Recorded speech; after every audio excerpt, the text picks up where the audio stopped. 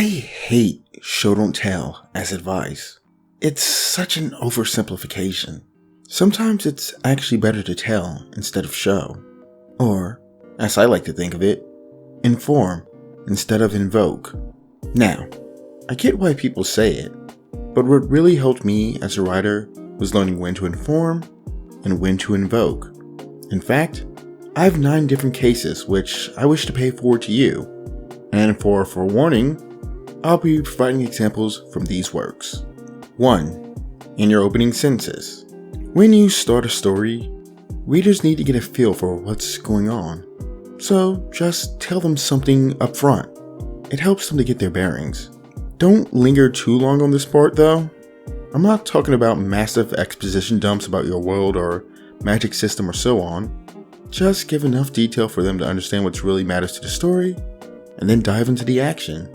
The key here is to get readers curious and asking questions so they'll keep reading. 2. When you need to compress time or set up an important scene. You know when you're writing a story and you need to show something that keeps happening over and over, but you don't want to drag the pace down by actually showing it every time? Or maybe you need the reader to know this repetitive thing is going on super early in the book, way before the main action starts, and you don't want to have tons of pages to just sprinkle in reminders. In those situations, it's a good idea to just tell the reader what's up and move on to the juicy stuff that'll keep them hooked.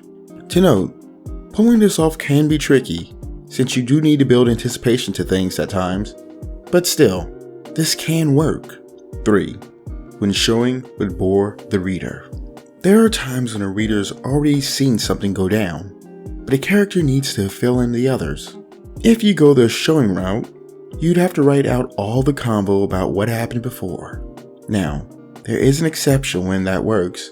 Maybe I'll discuss that in the future, but mostly, it's better to just let the reader know they've caught everyone up and move right along from there. 4. When showing would bog down the story or confuse people. So, there are times when readers need to know stuff, but making a whole scene out of it would just slow down and feel kind of fake. This usually happens with things like backstory or technical detail, especially if the characters involved already know the info. So, in these cases, it's better to just tell it instead of using the awkward, as you know kind of dialogue. The main thing to ask yourself is, how important is this scene or info to my story? You want to take the time to create a scene if it's super important, and just sneak the info in quick and low-key if it isn't. Also, when sneaking, try to keep it short and sweet and interesting. Oh, and make sure it's a moment when the POV character would naturally be thinking about that info. 5. When dealing with an insignificant fact. There's this quote I learned from sci-fi author Robert J. Sawyer that's a great way of figuring out whether to show or tell. Ask yourself this: will it be on the test?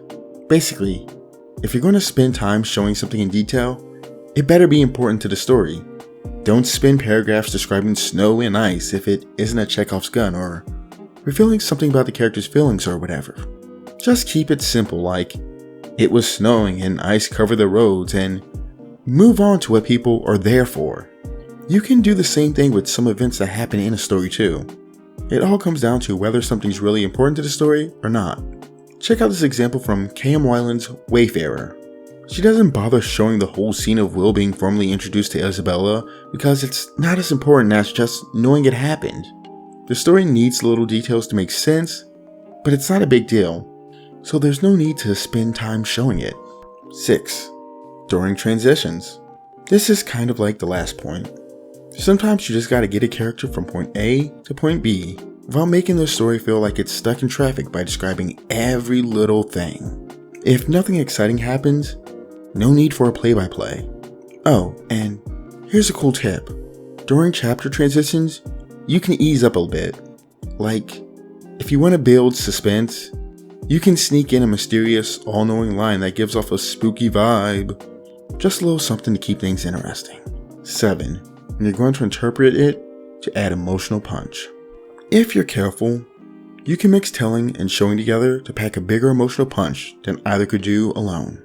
The trick is to use it when the POV character is going to put their own spin on things or have some sort of realization. Though, just to note, if you're going to label an emotion you've already shown, make sure it's worth the extra space it's taking up.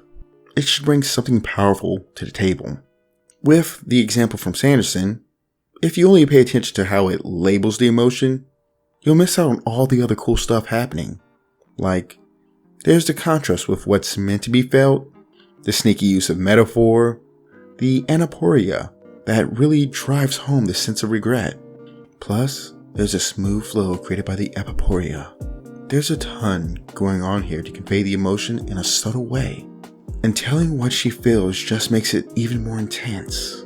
You know, it's kind of funny how there's some people who say Sanderson has bad prose, yet I can pick up on all these subtle touches that require artistry and awareness of rhetoric techniques. It's almost as if something being not your cup of tea doesn't make it bad, and there's many ways to reach the mountaintop. Oh, and speaking of there being many ways, that brings us to the final scenario where I'd engage in some telling. 8. When writing with guide narrators. Guide narrators, think an all-knowing POV or someone looking back in first person, are pretty much telling the story to the audience already, so they can get away with a bit more telling. Now, making it work takes some effort and knowledge, and I don't have the time to cover every bit of knowledge you need in this video alone on that, so I'm gonna save my lesson there for a future episode. If you want to see those, support the channel by hitting the like button and subscribe so you know when it's out.